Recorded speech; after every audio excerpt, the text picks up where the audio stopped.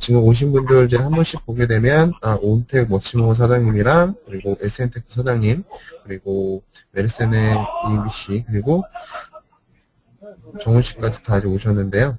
일단 더 오실 분들이 있는데, 또 먼저 오셨던 분들 많이 기다리시게 되면, 아무래도 좀 피해를 보시는 것 같아서 제가 조금씩 이제 진도를 나아가도록 하겠습니다. 이제 바뀐 점들을 먼저 제가 간단하게 글을 바꾼 거 있는데요. 그걸 보면서 바뀐 거를 제 깁스캠을 한번 보게 되면서 한번 설명을 드릴게요. 지금 먼저 이제 보여드리는 내용들은 보시게 되면, 지금 여기 나와 있는 내용들은 깁스캠에서 일단 바뀐 내용들을 제가 글로써 설명을 한번 드린 겁니다.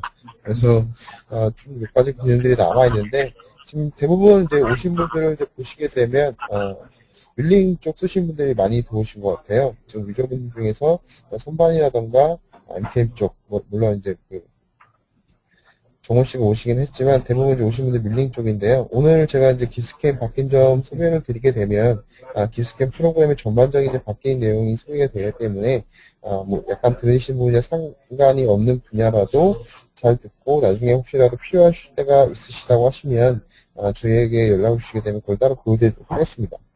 자, 일단 바뀐 점을 보게 되면은 첫 번째로 지금 색상 디스플레이 모드라고 써 있잖아요.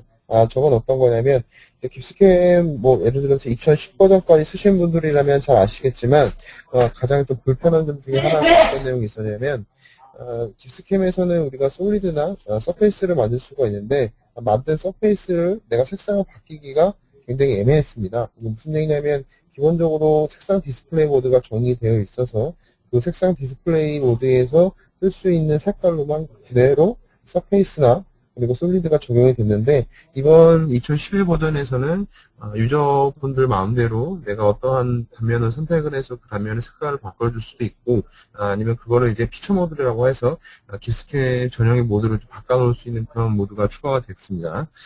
그 다음 바뀐 내용도 이제 색상 디스플레이 모드에 관한 내용인데요. 그 내용 보게 되면 외부 파일 변환 시 캐드 속성을 그대로 유지한 채 파일 변환이라고 써 있는데 이건 무슨 얘기냐면 예를 들면 이제 깁스캠에서 작업할 그런 가공 형상이 솔리드나 서페이스로 들어오게 되면 예전 같은 경우에는 뭐 회색이라던가 갈색 이렇게 단색으로만 들어오게 됐었는데요.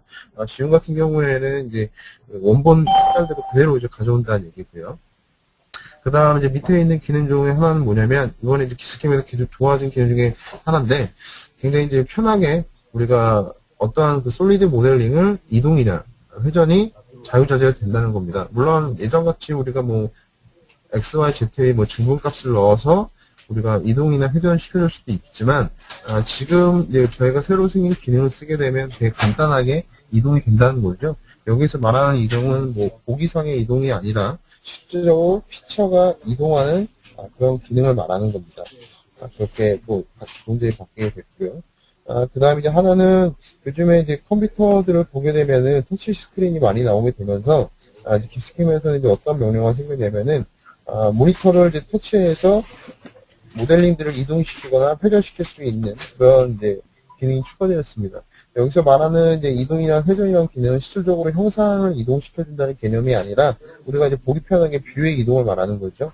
그래서 그런 기능들이 추가가 됐고요. 그 다음에 이제 오퍼레이션 수정이라는 그런 명령어가 하나 생겼습니다. 이 오퍼레이션 수정이라는 건 뭐냐면 우리가 가공 경로를 만든 다음에 그 가공 경로를 만든 걸 이용해서 뭐 이동을 시킨다던가 그 다음에 Z램프 컨트롤을 써서 윤곽 피치대를 일정하게 끊어준다든가 그런 식으로 좀 더 간단하게 툴 패스를 만들어줄 수 있게 바뀌게 되었고요. 그 다음 툴 매니저라는 그런 또 이제 명령어가 생겼습니다. 이 툴 매니저 명령어라는 건 뭐냐면은 실질적으로 우리가 이제 공구를 만들 때 공구창을 꺼내서 공구에 있는 내용들을 이제 하나씩 만들게 하는데 수정을 하게 되면 수정을 할 때에는 만든 공구에 들어가서 간단하게 수정을 해주는데요. 이게 좀 더 간단해졌어요. 더 간단해졌다는 건 뭐냐면 이 툴 매니저라는 거를 눌러주게 되면은 툴 매니저 안에 내가 만들었던 공구가 다 디스플레이가 되고요. 디스플레이 된 거에서 내가 뭐 공구의 반경이라든지 아니면 뭐 길이 값이라든지 이런 것들을 수정을 간단하게 해줄 수 있다는 거죠. 그 다음에 이제 바뀐 내용은 이거 이제 인터페이스에 관한 내용인데 그 다음 공구나 그 다음에 공정, 그다음 프로세스 창의 크기가 자유자재로 늘리고 뭐 줄어드는 게 지정이 됐습니다. 그리고 밑에 나온 이 플러그인 매니저라는 건 뭐냐면, 우리가 이제 긱스캠 명령어를 보게 되면 플러그인이라고 해서 실질적으로 강한 경로나 지오메트리를 생성하는 명령어가 아닌 그런 것들을 보조해주는 플러그인이라는 그런 명령어 창이 따로 있는데요. 이 플러그인 명령어들을 저희가 편집을 할 수 있게 됐습니다. 이 편집이라는 건 뭐냐면, 플러그인을 보게 되면 실질적으로 내가 뭐 밀링을 쓰는 유저라고 한다면 밀링 외에 다른 개념들은 필요가 없죠. 뭐 선반도 있고 포스트도 있는데 이런 것들이 항상 나와 있는데 플러그인 매니저를 통해서 그런 명령어들을 숨기거나 아니면 더 덧붙일 수 있는 그런 명령 하나 생성이 됐고요.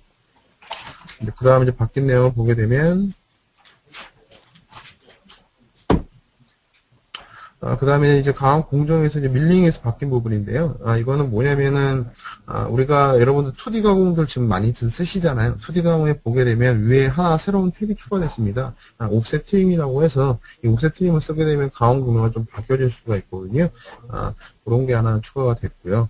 그 다음에 이제 선반에서는, 삐쭉 외형선이라고 해서 우리가 이것도 이제 제가 나중에 보여드리도록 하겠지만, 선반 윤곽 가공을 할 때 선을 잡고 그 다음에 보조되는 선들을 잡아서 가공 공구의 위치를 이제 바꿔줄 수 있는 그런 기능이 하나 추가됐습니다.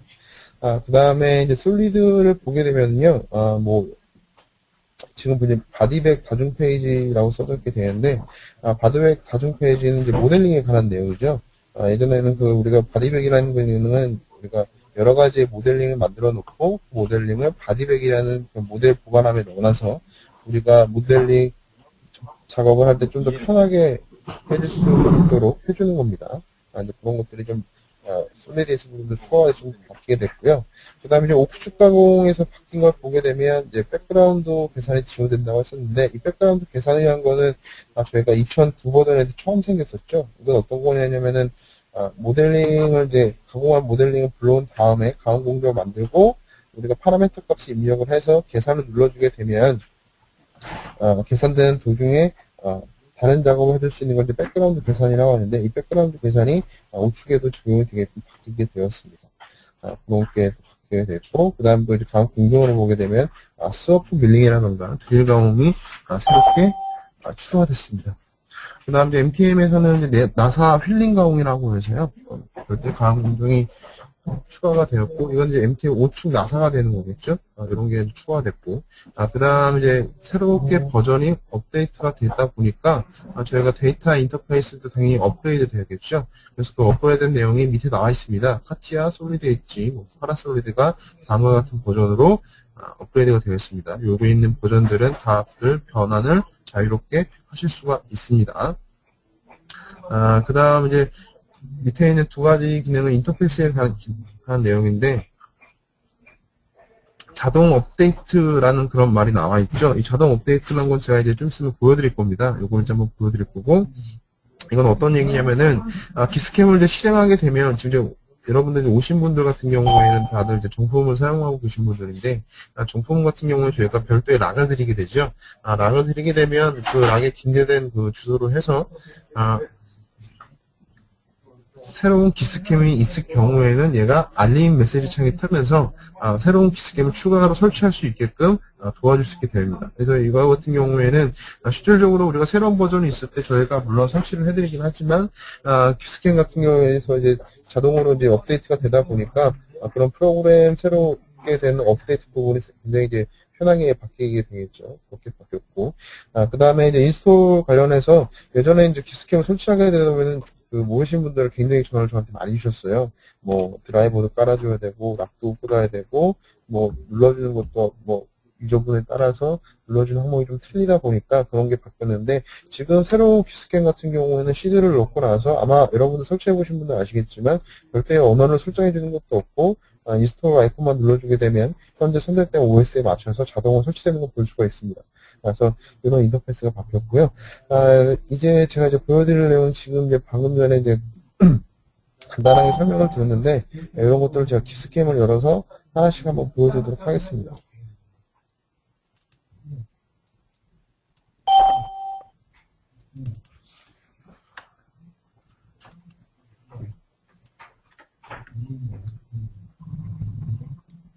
자, 지금 보시게 되면 맨 위에 자동 업데이트라는 항목이 있는데, 이 자동 업데이트 항목에 대해서 한번 보도록 하겠습니다.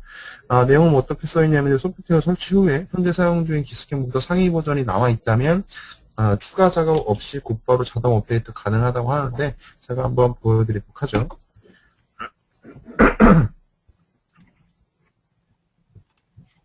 자, 일단, 다시 한번 제가 깁스캠을 한번 가동을 해보겠습니다. 제가 쓰는 이제 깁스캠은 깁스캠 2011 버전이고요. 64비트 버전 V 10.1입니다. 10.1로 나와 있을 때 이걸 한번 일단 더블 클릭을 해서 프로그램을 가동한 다음에 내용을 한번 보도록 하죠.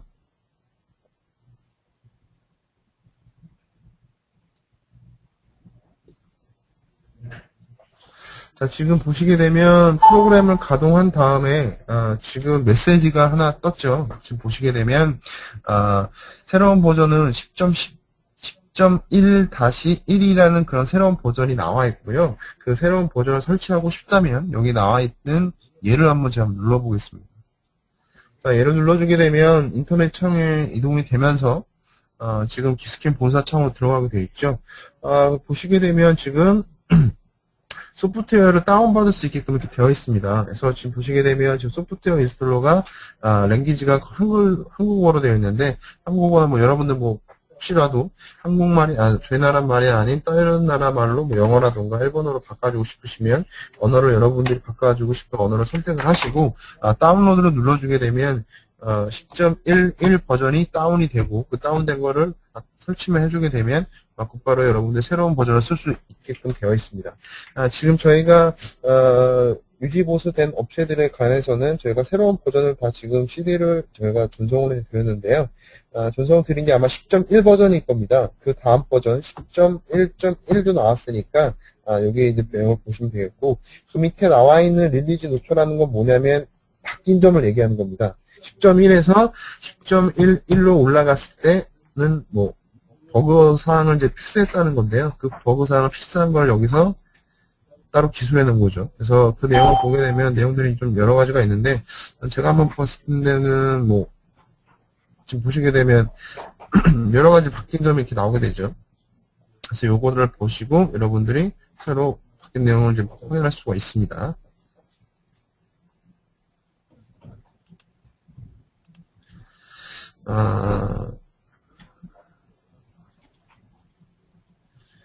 그 다음에 파워포인트를 열어서 한번 다시 보겠습니다.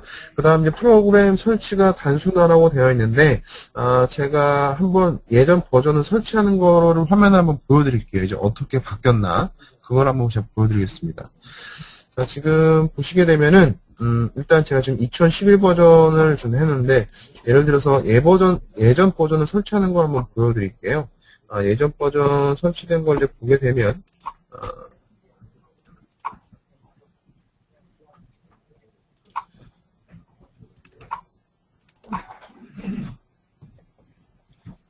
자, 설치를 하게 되면, 먼저 지금, 제가 설치, 인스톨 파일을 눌러주게 되면은, 설치 인스톨 할 때 언어가 나오는데, 이 언어는 뭐냐면, 설치될 때 어떤 언어를 해주겠다라는 그 말이 되고요. 여기서 확인 눌러주고, 또 여기에서 여러 가지들을 이제 골라줘야 돼요. 내가, 지금 쓰고 있는 기스캠 락이 두 가지가 있는데, 그 두 가지 중에서 어떤 건지 설치를 해주고, 선택을 해주고, 뭐, 클릭을 해주는 게 굉장히 좀 많이 있어요. 설치 언어 또 한번 설치해주고, 락도 설치해주고, 선택해주고, 뭐, 그 다음에, 여러 가지 거를 이렇게 선택해줄 수 있게 되어 있는데, 이제 새로운 버전을 제가 설치하는 걸 보여드리게 되면, 지금은 뭐, 이전 버전이랑 많이 바뀐 걸 볼 수가 있습니다. 언어를 선택한다는 것과, 락을 선택할 필요가 없이 곧바로 설치되는 거를, 보실 수가 있어요. 일단은,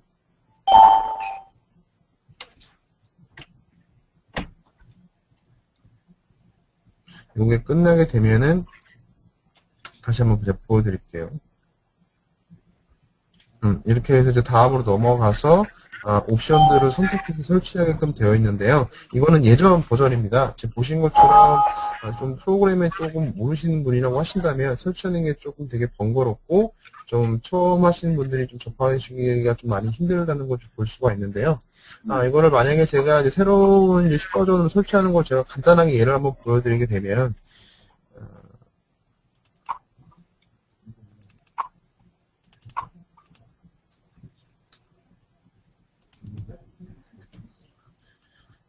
지금 제가 설치 파일을 일단 눌러줬는데요. 설치 파일을 눌러주고, 한번 기스캠에서 이제 물어보는 게 있는데, 그 물어보는 거에 답변만 해주게 되면 곧바로 설치가 되어 있습니다. 그래서 뭐, 락을 선택한다는 것과 뭐, 언어를 선택하는 부분이 없어졌으니까, 그런 것들을 볼 수가 있죠. 보시게 되면, 이제 지금 설정이 지금 준비가 되는 걸 볼 수가 있는데요. 이 작업이 끝나게 되면 곧바로 설치를 할 수가 있는 겁니다. 그래서 지금 파워포인트에서 보여드렸던 이 내용들은 지금 보신 것처럼 좀 인터페이스가 좀 단순화됐다는 내용들을 설명한 거고요. 이제 또 다른 내용을 한번 보겠습니다. 보게 되면 이제 색상 디스플레이 모드가 크게 이제 두 가지가 나와 있는데, 이거는 이제 어떤 거냐면요. 첫 번째 색상 디스플레이 모드라는 건 어떤 거냐면, 뭐 기스캠 오래 써보신 분들이 지금 많이 계신데, 기스캠 써보신 분들은 아시겠지만, 기스캠 같은 경우에는 이 솔리드하고 서페이스 같은 경우에는 어떤 식으로 이제 바뀌게 되냐면, 내가 솔리드를 그리더라 하더라도 내가 솔리드 그린 거에서 어떤 부분을 강조하고 싶은 부분은 뭐 빨간색, 노란색, 흰색 이렇게 바꿔주고 싶은데 그게 제대로 될 수가 없죠. 기스캠은 단일색으로만 표시가 됩니다. 근데 2011 버전에서는 이게 우리가 단일색이 아닌 여러 가지 색상으로 바뀔 수가 있어요. 그래서 그 부분을 설명한 건데요. 이 부분을 제가 한번 기스캠을 가동해서 한번 보여드리도록 하겠습니다. 지금 화면에 나왔던 게 기스캠 설치 파일 설정인데 지금 보게 되면은 별도의 뭐 물어보는 게 없이 한 번에 이제 설치를 볼 수가 있죠. 오늘 좀 제가 잠깐 내려주고 기스캠을 한번 실행해서 저 색상 디스플레이 모드가 어떤 건지 한번 자세하게 한번 보도록 하겠습니다.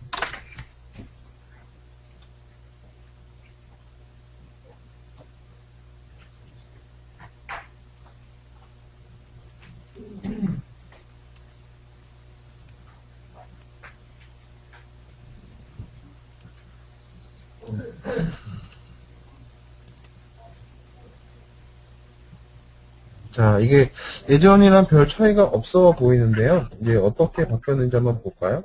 자, 지금 보시게 되면 이제 바뀐 점이란 건 어떤 거냐면 지금 11 버전입니다만 지금 솔리드 모델링이라는 걸 우리가 알 수가 있죠.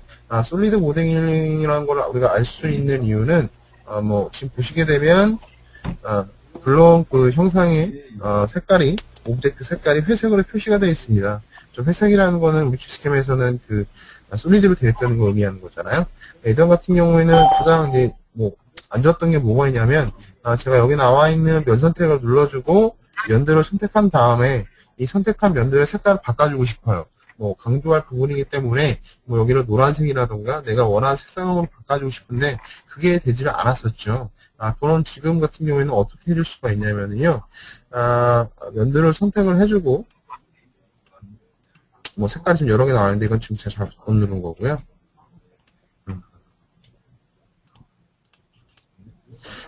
면들을 이렇게 선택을 해주고요. 마우스에서 오른쪽 버튼을 눌러줍니다. 그럼 보게 되면 사용자 색깔 이런 명령어가 있는데요. 이 사용자 색깔을 눌러주시게 되면 지금 보신 것처럼 하나의 창이 뜨게 되죠. 솔리드 지오메트리를 위한 유저 색깔 세팅이라고 나와 있는데 여기에서 보시게 되면 지금 선택한 4개의 면이 4개의 면이 이렇게 따로 된 거 볼 수가 있는데 여기에서 여러분들이 원하시는 색깔 뭐 예를 들면 전 파란색으로 한번 해볼까요? 파란색으로 하게 되면 지금 보신 것처럼 선택된 면들이 선택한 면들이 아니고 선택한 면이죠. 하나의 면이 파란색으로 바뀐 걸 이렇게 볼 수가 있습니다. 그래서 지금 보신 것처럼 내가 원하는 색깔로 쉽게 저렇게 면의 색깔을 이제 바꿔줄 수 있게 바뀌었고요. 그 다음 이제 제가 이제 또 하나 설명할 내용이 있다면 여기서 이제 어떤 내용을 설명할 수가 있냐면요.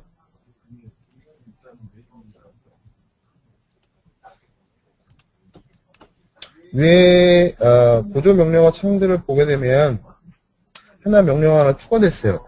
색깔 디스플레이 모드 선택이라는 게 선택이 되어 있는데 얘를 한번 제가 길게 눌러볼게요. 자, 길게 눌러주게 되면 깁스 컬러 디스플레이 유저 컬러, 캐드 컬러 나와 있는데요. 이건 뭐냐면 지금 제가 색깔을 하나의 면을 파란색으로 바꿨잖아요. 하나의 색깔을 바꿨다는 건 유저, 사용하는 사람이 하나의 색깔을 바꿨기 때문에 유저 컬러 모드로 들어가게 된 거고요.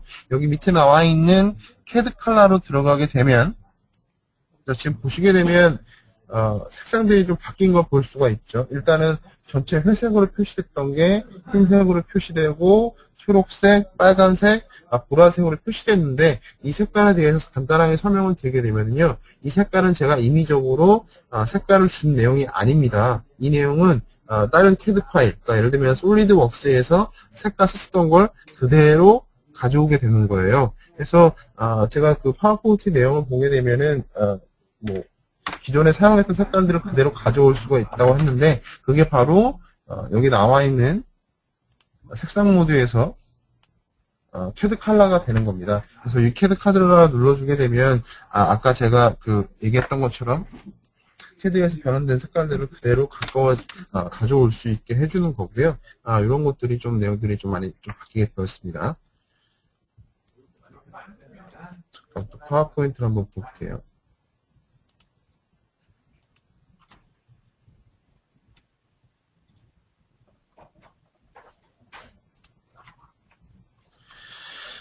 그 다음에 이제 오른쪽에 있는 거 보게 되면 이 그림이 이제 어떤 걸 얘기하냐면 이거는 저희 스마트론에서 이제 그 다이스에서 한번 작업했던 걸 제가 가져온 건데 지금 보시게 되면 색상들이 굉장히 여러 가지로 들어가 있죠.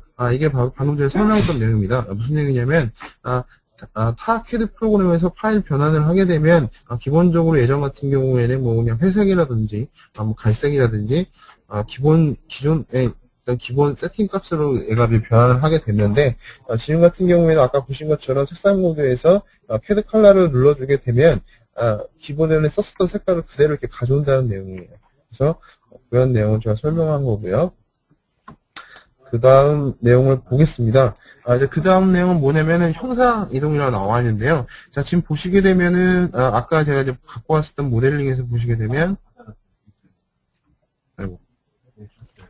보게 되면 가운데에 좌표계가 나와 있고요. 이 좌표계를 이용해서 형상을 이동할 수 있다는 얘기입니다. 자, 그럼 이 좌표계는 어떻게 나오게 되냐? 여러분들 키보드에 보시게 되면 컨트롤 키가 있고 올트 키가 있죠. 알트 키가 같이 있는데 이 두 개를 같이 눌러주게 되면 지금 화면에 보신 것처럼 가운데 색깔이 들어간 좌표계가 나타나게 됩니다. 그래서 이 좌표계에 보시게 되면 X, Y, Z축으로 표시가 되는데 각 축에 해당되는 곳에다가 마우스를 갖다 대고 마우스 왼쪽 버튼을 눌러서 드래그해서 이동하게 되면은 형상 이동이 가능하고요. 그 다음 저기 나와 있는 회전 마크를 갖다 대고 회전해 주시게 되면 형상 이동이 가능해진 겁니다. 이것도 제가 한번 그러면 깁스캠을 한번 보여드릴게요.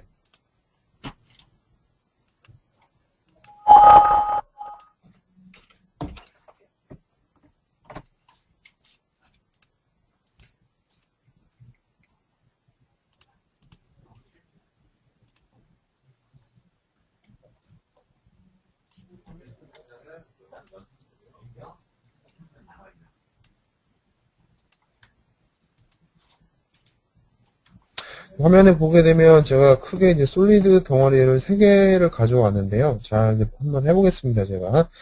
먼저 이 작은 형상에 대해서 제가 한번 선택을 해놓고요. 키보드에서 컨트롤하고 알트키를 한번 눌러볼게요. 자, 눌러주게 되면 선택한 형상의 거의 뭐 중심이 되는 것 같죠? 중심이 되는 부위에 저렇게 좌표계가 나타나는 걸 볼 수가 있습니다. 이 좌표계가 나타난 상태에서 예를 들면 내가 Y축으로 이동을 시키겠다라고 한다면 Y축은 지금 보니까 녹색의 화살표로 되어 있죠. 이 녹색의 화살표의 끝에다 대고 움직여 주시게 되면 지금 보신 것처럼 형상이 이동이 되는 걸 볼 수가 있습니다.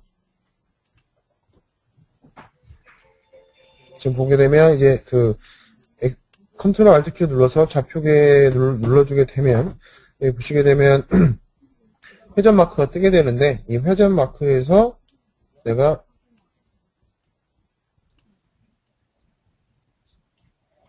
눌러주게 되면 이렇게 이동이 가능해지고요. 조금 더 큰 걸로 한번 해볼까요? 이번에 회전 마크를 대고 제가 움직여 볼게요. 지금 보신 것처럼 형상이 회전되는 걸 볼 수가 있죠. 이런 식으로 형상 이동과 회전이 좀 간단하게 바뀐 걸 저희가 볼 수가 있죠. 그래서 뭐 이런 걸 이용해서 간단하게 이렇게 형상 자체도 내가 원하는 부위로 이동시킬 수 있게끔 되어 있는 겁니다. 지금 보시게 되면 형상을 지금 제가 이동하는 도중에 가운데 있는 좌표계를 보시게 되면 가운데 있는 좌표계는 움직이지 않는 걸 볼 수가 있죠.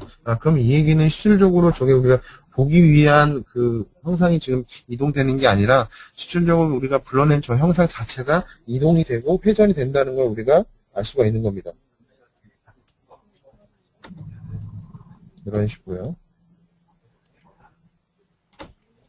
그래서 간단하게 저렇게 이동하고 회전이 가능해졌습니다. 그래서 우리가 모델링을 편집을 하실 때 좀 더 편한 방법을 하실 수 있을 것 같아요. 죄송합니다.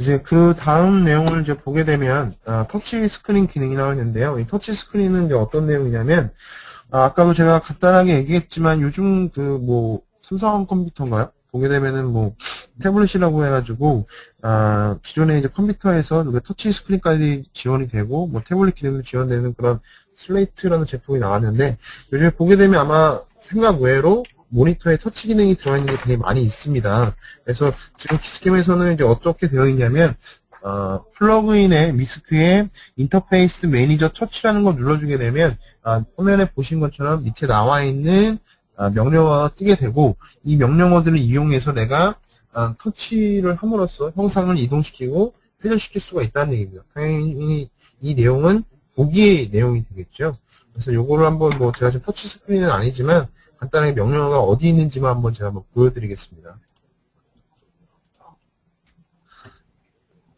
플러그인의 미스크에 보게 되면 여기 중간쯤에 인터페이스 매니저 터치라는 부분이 있죠. 얘를 눌러주게 되면 보신 것처럼 화면의 하단에 명령어가 따로 뜨게 되고요. 이 명령어들을 이용해서 내가 터치 스크린에서 이 형상 자체를 뭐 보기 방향을 이동시키거나 회전시키거나 줌인 줌아웃이 가능하다는 얘기입니다. 그래서 이런 식으로 저희는 킵스캔 같은 경우는 이제 터치 스크린에 맞춰서 인터페이스가 조금씩 바뀐다는 걸 한번 보여드릴 수 있고요. 이제 그 다음 내용을 한번 보도록 하겠습니다.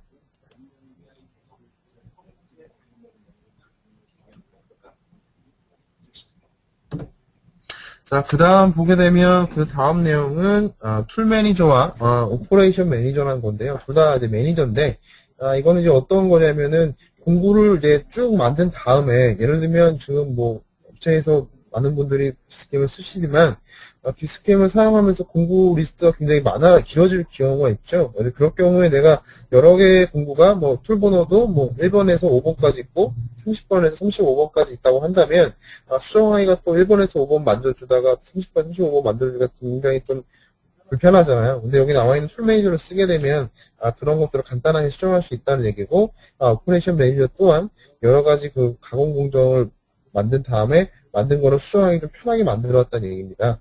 그래서 한번 요것도 한번 제가 그럼 보여드리도록 할게요.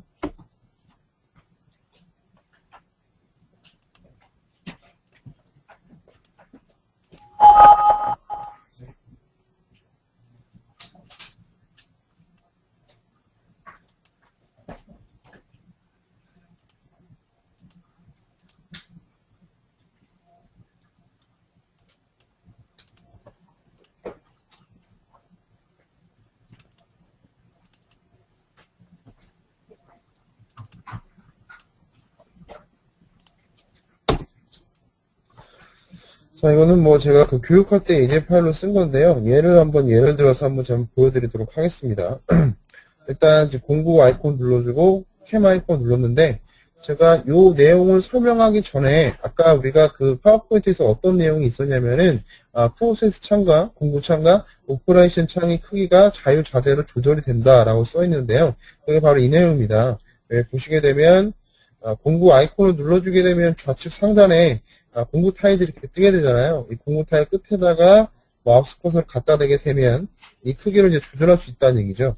예전까지는 이게 안 됐었습니다. 굉장히 간단한 건데도 불구하고 이런 것들이 안 됐었는데, 이제 기스캠 11 버전에서 이런 것들이 가능하다는 거고, 당연히 여기 나와 있는 프로세스 창도 내가 마음대로 느리거나 줄일 수 있게끔 바뀌게 되어 있고요.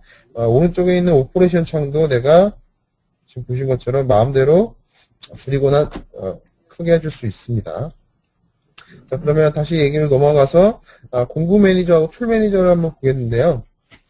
툴 매니저 같은 경우에는 공구를 만드신 다음에 마우스 오른쪽 버튼을 눌러주게 되면 툴 매니저라는 그런 명령어가 하나 추가가 됐습니다. 그래서 툴 매니저를 한번 눌러줘 볼게요.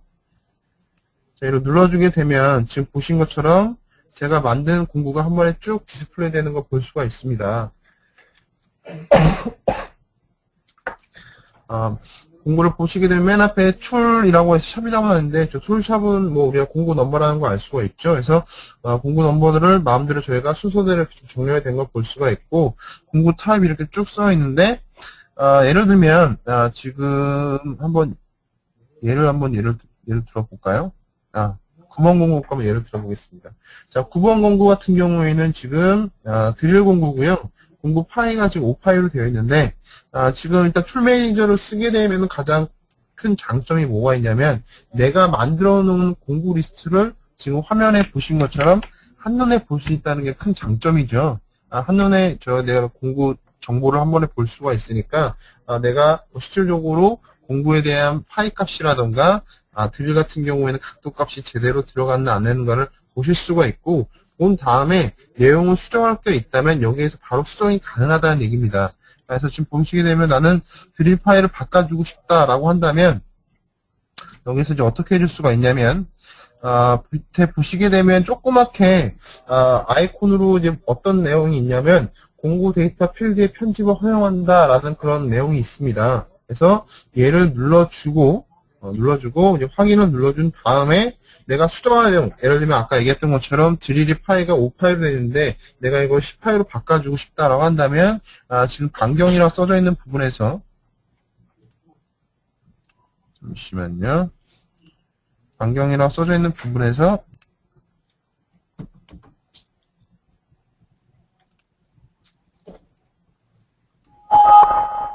아이고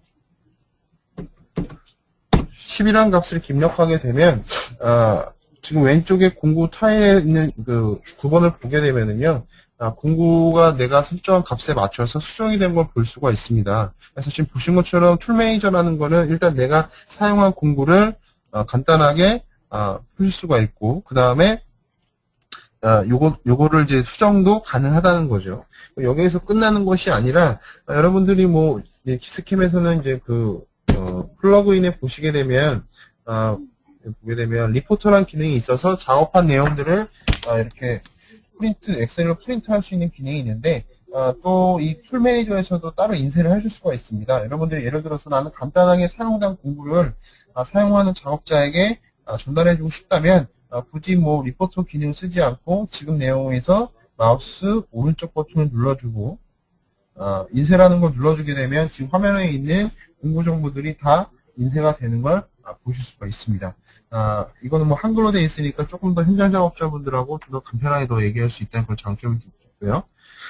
그 다음 이제 보게 되면 오퍼레이션 매니저라는 게 있는데 이 오퍼레이션 매니저는 어떤 거냐면 오른쪽에 있는 이제 오퍼레이션들은 같은 경우에는 우리가 가온 경로를 다 생성한 그런 오퍼레이션들이 들어가게 되는데요. 여기에서 마우스 오른쪽 버튼을 눌러주고 보게 되면 어떤 내용이 있냐면 아이고 잘못 눌렀습니다. 밑에 있는 작업 매니저라는 게 있어요. 이 작업 매니저를 눌러주게 되면 아까 툴 매니저처럼 비슷한 창이 나타나게 되는데 얘도 이제 일단은 그 툴 매니저하고 기본 형태가 비슷하기 때문에 우리가 만들어 놓은 강한 공정들을 쭉 한 화면에 볼 수가 있죠. 그러면 이거 같은 경우에는 뭐 제가 아까도 얘기했지만 작업 수식어로 써도 손색이 없겠죠. 왜냐 피드 값과 스핀드 값, 그 다음에 깊이 값, 뭐 소재 여유량 값이 다 나와 있으니까 간단하게 출력하실 때에는 얘를 쓰셔도 전혀 무방하다는 얘기입니다. 그리고 내가 수정할 내용이 있다라고 한다면 여기에서 아까랑 똑같이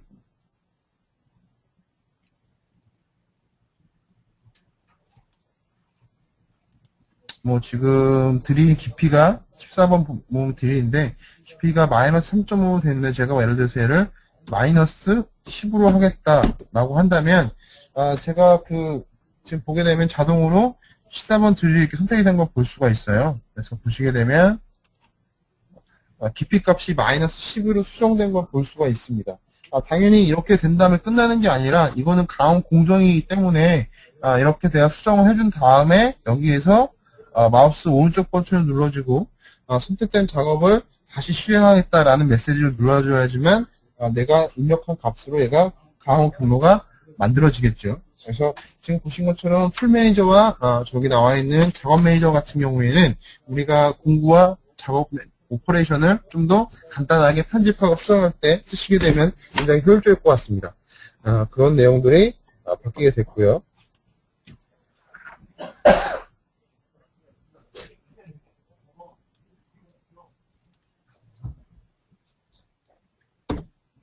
그 다음 이제 보여드릴 내용은 오퍼레이션 수정이라는 내용입니다. 이 오퍼레이션 수정은 뭐냐면 일단은 하나의 가온 경로를 만드셔야 돼요.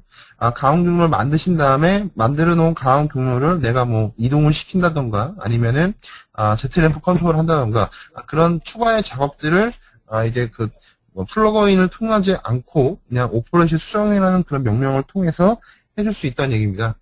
이것도 한번 제가 툴을 한번 만들고 한번 해보겠습니다.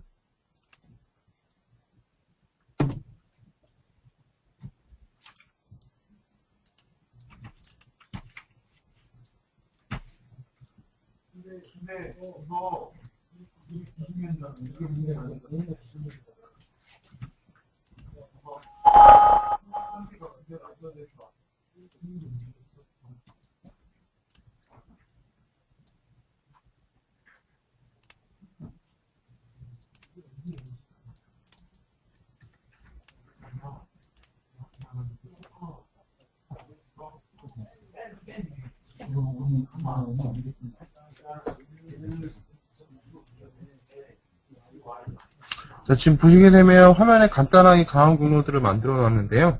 여기 보게 되면 일단 여기에 포켓 가공이 있네요. 포켓 가공을 만들어 놓은 게 하나가 있는데 이 포켓 가공을 선택해 놓고 포켓을 하겠습니다.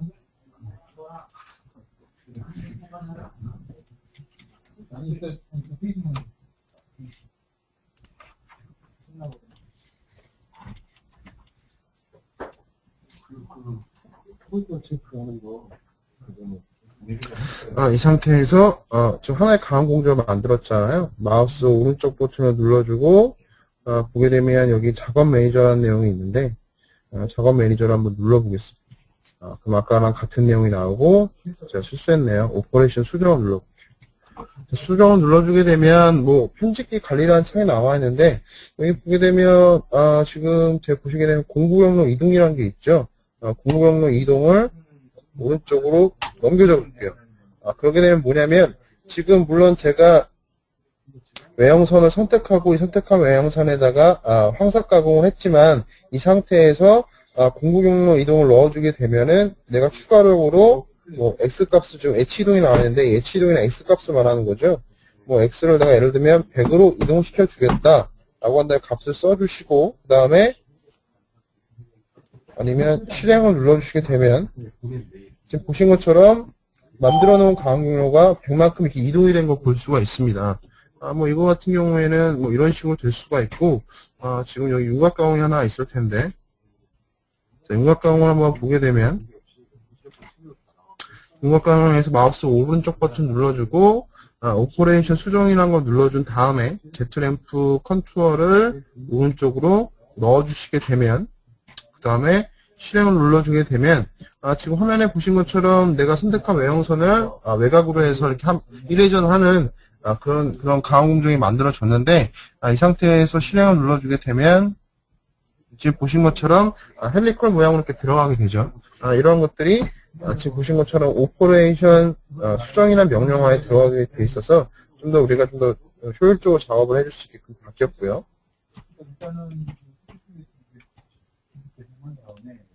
다시 혼자 체크해가지고 환경도 개선을 해줘야 정확한 일정을 만드는 또한 가지 그 다음에 내용은 어떤 거냐면, 플러그인 매니저라고 해서요. 이건 뭐냐면, 실질적으로 깁스캠을 설치한 다음에 위에 보게 되면 여러 가지 명령어들 중에서 플러그인이라는 그런 명령어가 있어요. 이 플러그인 같은 경우에는 예를 들면은, 우리가 이제 작업할 때 실질적으로 뭐 공구를 만든다거나 아니면은 뭐 가공 경로를 생산한다거나 그런 기능들은 없습니다. 그런 기능은 없고 우리가 작업을 할 때 좀 더 편리한 기능들이 다 들어가게 되는 건데 실질적으로 이 기능들이 지금 뭐 예를 들면 사축도 있고 지오메트리도 있고 뭐 HSM도 있는데 다 쓸 수는 없어요. 왜냐면 내가 밀링을 쓴다고 한다면 여기 밀링에서 사축 컨투어나 포켓이 되지 않습니다. 2.5축으로 구매하셨을 경우에는 사축 내용은 대응이 안 되고 좀 제한적이기 때문에 저렇게 복잡하게 화면에 다 나올 필요가 없거든요. 그래서 여기 나와 있는 플러그인 매니저라는 거는 내가 뭐 필요한 기능들만 체크해서 좀 플러그인 명령어들을 좀 깔끔하게 편집할 때 쓰는 그런 명령어죠. 요거는 플러그인의 맨 마지막에 플러그인 매니저라는 명령어를 실행해서 해줄 수가 있는데요. 이것도 간단하게 한번 보도록 하겠습니다. 어쨌든 이게 아이디어를 지금 사고 자, 보게 되면은 플러그인에 플러그인 매니저가 눌러주게 되면 지금 보신 것처럼 플러그인 매니저에 체크가 다 돼 있죠. 그럼 저에게 무슨 얘기냐면 체크된 게 지금 다 보인다는 얘기예요. 그럼 저는 여기에서 예를 들면 지금 화면에 사축을 꺼버릴게요. 꺼버린 다음에 적용을 눌러주고요. 방금 전에 이제 메시지가 어떤 메시지가 나와 있냐면 지금 제가 한 대로 한다면 이 플러그인에 사축이라는 내용이 없어야 되거든요. 근데 지금 다 있잖아요. 그럼 이걸 안 나오게 하려면 아까 보신 것처럼 체크를 꺼준 다음에 깁스캠 프로그램을 다시 실행해줘야 된다는 얘기죠. 그래서 다시 한번 실행해보고 플러그인 내용이 있나 한번 보겠습니다.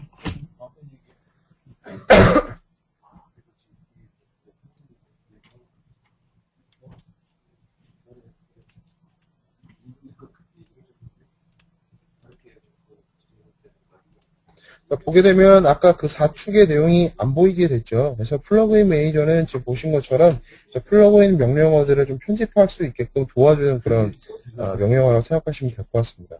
아까 그 사람들은 전체적으로 보는 게 아니라 하나하나 이렇게 보는 거야. 하나하나 또 보면서 네, 그 다음 바뀐 내용을 보게 되면은 옵셋트링 기능이라고 해서 이거는 좀 보실 분들이 많이 계신데 이건 어떤 거냐면은요.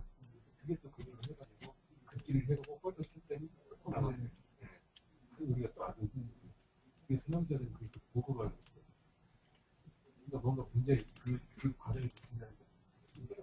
줄여야 되는 것 같아요.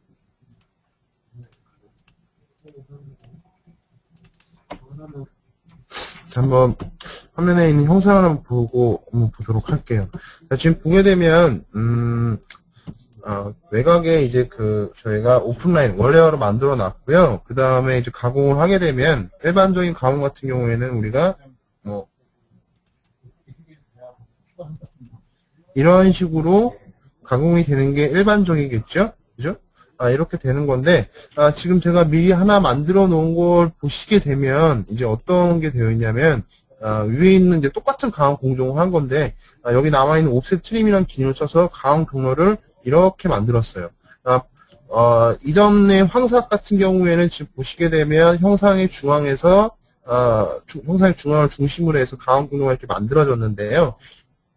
지금 얘 같은 경우에는 이제 하나의 가공경로는 옵셋한 형상을 이렇게 끊어가면서 가공하는 걸 볼 수가 있죠. 이 기능은 어떤 것 때문에 그런 거냐면, 황삭 공정에 보시게 되면 새로 추가된 기능이 여기 바로 나와 있는 가운데에 옵셋 트림이란 기능입니다. 이 옵셋 트림을 눌러주게 되면, 지금 보시게 되면, 맨 끝에, 뭐, 포켓, 보스, 체험, 비움이라고 나와 있는데요. 이거를 지금 다 제가 옵셋 옵션으로 바꿔주게 되면, 지금 화면에 보신 것처럼 툴패스가 우리가 일반적인 그 황삭 공정은 좀 많이 틀리게 나오죠. 그 다음에 이제 밑에 있는 툴패스를 보게 되면 이제 우리가 알고 있는 일반적인 그 툴패스처럼 나왔는데 얘 같은 경우에도 아까랑 옵션이랑 좀 차이가 있죠. 포켓은 제가 옵셋으로 시켰는데요. 자세한 내용을 일단 설명하기보다는 이 옵셋 트림이라는 기능을 그래서 보시게 되면 내가 포켓 가운 공정을 할 때 만들어주는 가운 공열을 옵셋 시켜주거나 트림 시킬 수가 있는 건데 그 기능들을 이용해서 지금 보신 것처럼 툴패스를 이렇게 만들었다는 얘기입니다. 그렇게 이해하시면 이제 될 것 같고요.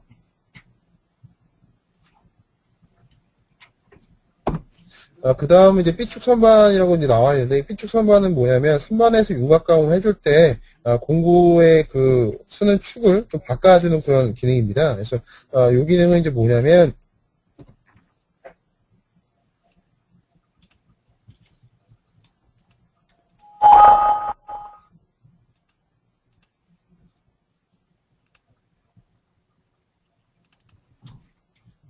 한번 보겠습니다.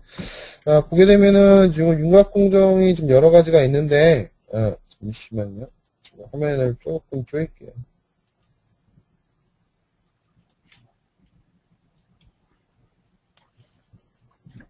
자, 윤곽 공정이 지금 하나, 두 개, 세 개, 네 개가 있는데요. 이건 뭐냐면 지금 제가 첫 번째로 만든 윤곽 공정 같은 경우에는 윤곽 공정이 이렇게 선택한 단면을 따라가게끔 되어 있는데 중간에 보시게 되면 이렇게 선들이 나와 있잖아요. 이 선들은 그럼 뭐냐면은 공구가 이 선을 지나갈 때 공구 위치가 이렇게 쓰게 되는 겁니다. 얘네들 마찬가지고 해서 이거를 간단하게 제가 시뮬레이션을 한번 보여드릴게요. 지금 보게 되면 이 노란 선들이 공구 축을 말한다고 제가 의미했었죠. 그래서 이거를 일단 다른 공정 빼놓고 얘만 보게 될게요.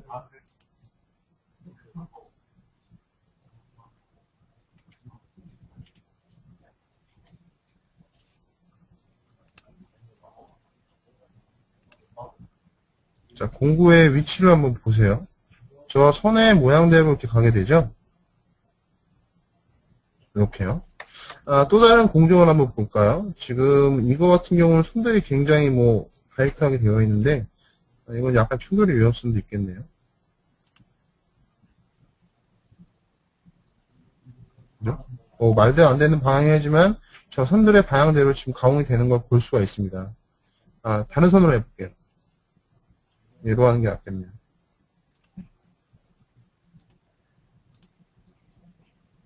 자, 선 모양대로 이렇게 따라가죠. 네. 마지막입니다. 이번에는 가공 라인을 그대로 이제 옵셋을 시켰는데 이 옵셋 시킨 것대로 가게 되면 스무스하게 끊기지 않고 자연스럽게 가겠죠. 그죠? RV도 그런 식으로 나타나면서 따라가는 걸 볼 수가 있습니다. 그럼 이 내용은 어떻게 쓸 수 있느냐면은, 우리가 윤곽 가공을 할 때 보게 되면, 위에 원래는 진입, 진출 탭밖에 없었는데, 여기에 보시게 되면 이제 B축이라는 그런 탭이 있어서, B축을 선택해주고, 여기 나와 있는 가이드 커브를 눌러줘서, 저기 나와 있는 선들을 선택하게 되면, 선택한 커브가 가이드가 되면서, 그 가이드를 따라가는 공구가 되게 됩니다. 그렇게 바뀌었고요.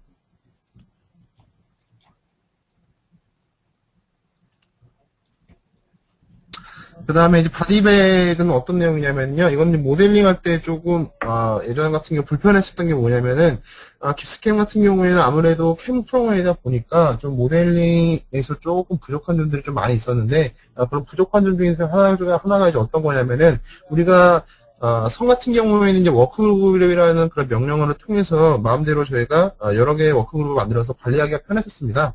근데 바디백 같은 경우에는 워크그룹이라는 내용은 같지만 이 바디백은 솔리드 모델링만 들어가는 그런 방이었죠. 근데 문제는 뭐냐면 이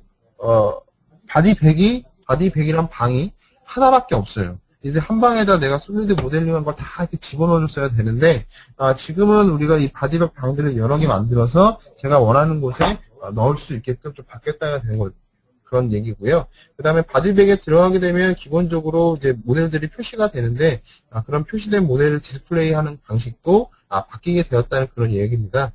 이제 이것도 한번 제가 깁스를 보여드리게 되면요.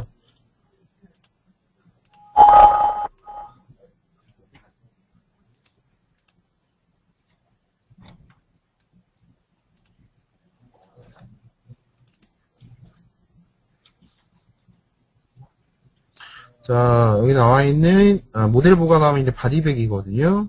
바디백을 눌러주게 되면 지금 화면에 보시게 되면 솔리드 모델들이 이렇게 좀 들어간 걸 볼 수가 있어요. 다 이렇게 들어가 있는데 이거를 일단 어떤 식으로 이제 볼 수가 있냐면은 아까 제가 얘기했던 것처럼 지금 보신 것처럼 기본적으로 창이 하나밖에 없거든요. 근데 여기서 내가 새로운 방을 만들고 싶다라고 한다면은 밑에 보시게 되면 지금 페이지라고 써져 있는 부분이 있는데요. 이 페이지 부분에서 마우스 오른쪽 버튼을 클릭해주고 페이지 삽입이라는 걸 눌러주게 되면 새로운 페이지가 하나 만들어지게 됩니다. 그래서 이 새로운 페이지에다가 여러분들이 쓰실래요. 뭐 예를 들면 나는 소재라고 한번 쓸까요? 소재로 써주게 되면은 소재라는 그런 바디백 방향, 솔리드 모델링 방향이 하나 만들어지게 되고요. 내가 여기 보시게 되면 지금 소재로 표시된 부분이 크게 하나, 두 개, 세 개, 네 개가 있거든요. 이 네 개를 소재방에 넣고 싶다라고 한다면 뭐 어렵지 않습니다. 간단하게 선택해주고, 선택한 거를 소재창에 이렇게 내려주면 그냥 되는 겁니다. 지금 보신 것처럼 그러면 바디백 1번 방에는 지금 이전에 있던 파일들이 그대로 있고 내가 소재방은 아까 제가 지정했던 파일들이 소재방으로 들어간 걸 볼 수가 있죠. 그래서 이런 식으로 제가 여러 개의 바디백을 만들어서 창들을 관리할 수가 바뀌게 되었고요. 그 다음에 디스플레이가 바뀌었다는 건 뭐냐면 바디백 창이 나온 상태에서 이제 마우스 오른쪽 버튼을 눌러주고 네, 보게 되면 맨 끝에 복이라는 게 있는데요. 여기 보시게 되면 지금 디폴트로 큰 아이콘으로 되어 있는데 이걸 이제 작은 아이콘을 눌러주게 되면 지금 보신 것처럼 형상들의 아까처럼 크게 나온 게 아니라 작게 표시가 되고 자세히 눌러주게 되면 이제 뭐 좌표계라던가 형상의 높이 그 다음에 형식까지 저렇게 표시가 되는 걸 볼 수가 있습니다. 그래서 이러한 내용들이 좀 바뀌게 되었네요.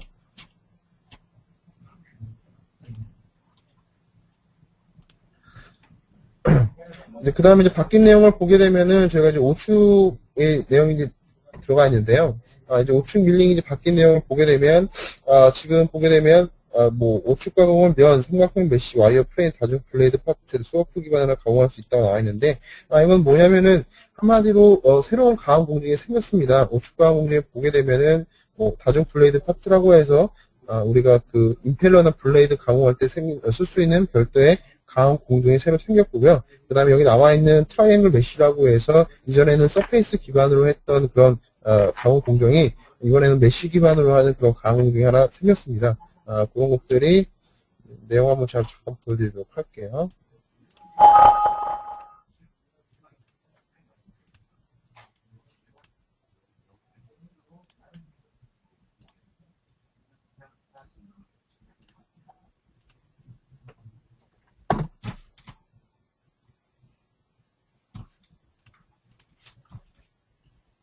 먼저 이제 우측 가공 공정을 내려주고 공구를 선택을 해주게 되면 우리가 창이 열리는데 여기에 이제 보시게 되면 뭐 기존에 나왔던 공정들이 쭉 표시가 되고요. 추가된 내용들이 이제 몇 개가 있다는 거죠. 그래서 보시게 되면 예를 들어서 일반으로 한 다음에 명령문을 눌러주게 되면 지금 면을 기반을 두고 계산을 한다고 써 있는데 제가 아까 추가된 내용 중에서 트라이앵글 메쉬, 삼각형 메쉬 기반으로 해서 풀패스를 만듭니다라고 했었는데요. 그걸 써주려고 한다면 여기에서 삼각형 메쉬로 바꿔주면은 지금 보게 되면 아까는 서페이스로 인식했던 게 이제 오른쪽에 그림을 보시게 되면 하나의 면들이 이렇게 삼각형으로 인식하고 있죠. 그래서 이 가공 구조를 쓸 수 있게끔 바뀌게 되었고요. 그 다음에 여기 나와 있는 뭐 다중 블레이드 파트를 해주게 되면 아까 제가 얘기했던 것처럼 블레이드 가공 공정에서 좀 더 편할 수 있도록 쓸 수 있는 가공 공정이 바뀌게 되어 있습니다.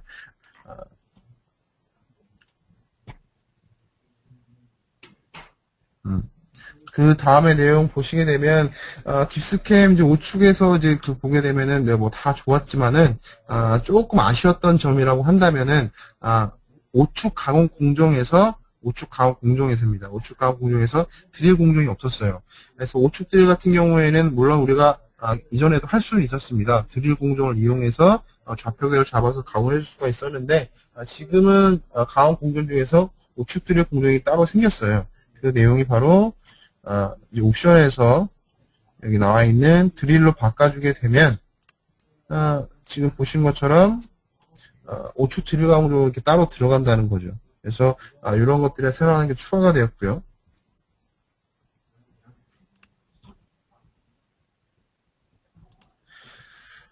그 다음에 이제 나온 건 뭐냐면은 그 MTM 옵션을 쓰고 계신 분들은 나사 공정을 쓸 수가 있잖아요. 그 나사에서 이번에는 우측 나사, 그러니까 한 번 더 각도가 들어간 그런 나사 가공까지 지원될 수 있게끔 바뀌게 되었습니다. 그래서 이러한 내용들이 MTM에서 바뀌게 되었고요.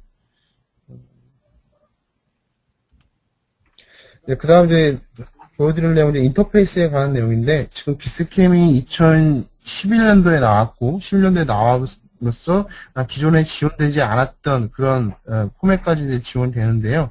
그 대응 내용 중에 하나가 카티아 5버전, 그리고 솔리드 엣지 3버전까지 지원이 되고요. 시마트로는 지금 10버전까지 지원되는 걸로 바뀌었습니다. 그리고 많은 분들이 쓰시는 솔리드웍스는 2012버전까지 파일 변환이 자유롭게 되도록 바뀌었습니다. 일단 오늘 준비한 건 여기까지인데요. 혹시라도 들으시는 분들 중에서 궁금한 사항이라던가 질문하실 사항이 있으시면 얘기해 주시면 제가 듣고 답변을 해드릴게요. 질문 없으신가요?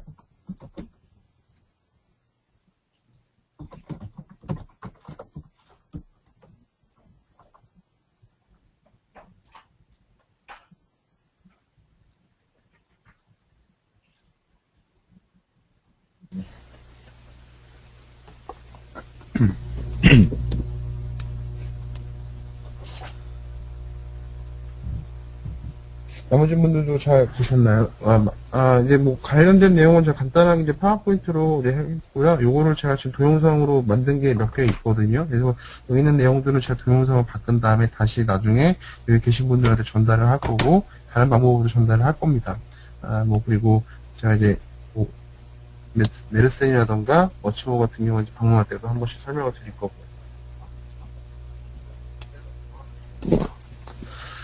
뭐 편하게 뭐 바뀐 점이 아니더라 하더라도 뭐 또 다른 뭐 키스캔 쓰시면서 문의사항이라던가 뭐 그런 거 있으시면 지금 자리를 뭐 편하게 물어보셔도 상관없습니다. 질문 있으신 분은 그러면 질문해 주시겠나요? 지금 청마장님 뭐 하시는 거죠? 청마장님 뭐 하시는 거죠? 그렇죠. 지금 끊어도 되잖아. 얘기해 주시면. 영시씨, 녹화 이제 끊어도 돼. 질문 없으신 것 같은데, 제가 나중에 따로 한 번씩 전화 드리고요. 그럼 오늘 저희가 좀 원래 계획된 시간은 9시 30분에 시작하는 거였는데, 예, 고맙습니다. 예, 고맙습니다. 예. 조금 딜레이가 돼서 좀 죄송하고요. 다음에 또 이런 자리를 저희가 계속 만들어서 조금 더 기스캠 쓰시는 분들한테 많은 정보들을 제공하도록 하겠습니다. 그러면 오늘 여기까지 하고요. 그럼 여기서 마치는 걸로 하도록 하겠습니다.